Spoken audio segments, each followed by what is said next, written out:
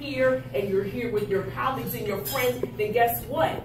You're held accountable because you said it, all right? So now that we've doing that, I am going to tell you a story. So normally, anytime when I present, I always share 3 points. But today is different. Maybe because it's 8 o'clock in the morning. I don't know. But today is different. I'm only going to share 1 point with you, and it's wrapped in a story. A story of disrespect. All right? I just completed 7 years at the institution that I worked in on January 21st to be exact. And I was disrespected. There is, at the end of each year, there's a pot of money, 2 to 3% of all salaries go into a pot of money where individuals can what? Ask for discretionary based off of the things that they've accomplished in an academic year. I was named Instructor of the Year.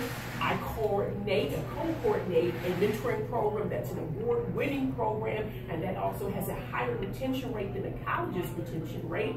My class is always full. I have anywhere from 4 to 6 individuals on the waiting list, and I was denied discretionary.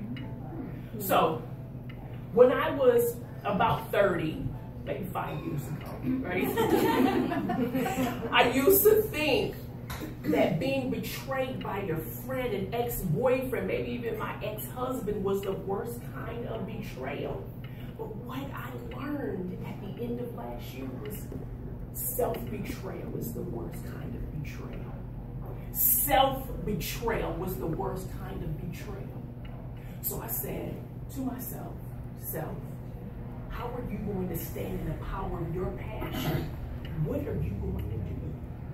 So I went on a letter writing campaign. I wrote a very powerful letter to the president, to the vice president, to the human resource director, the AVP, and the director of the office in which I work in. Now, ladies, hold on to your hats because the story gets even more disrespectful. It gets even more disrespectful. No one said anything to me. The AVP called me when he knew that I was not going to be there.